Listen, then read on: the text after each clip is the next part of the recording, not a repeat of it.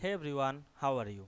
Welcome to Backspace. In this simple and easy tutorial, we will learn how to put two pictures on the one page in Microsoft Word for clean and professional document design. This method is useful for assignments, photo layouts, reports, print designs, and presentations where multiple images need to be placed neatly on a single page. So let's get started.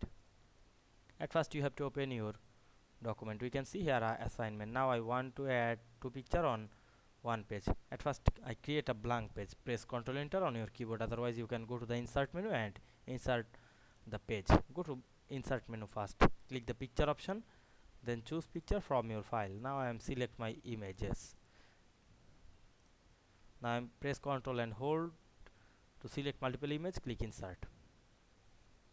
Now I am select the first image and go to the format menu. Click this wrap text option. Choose in front of text.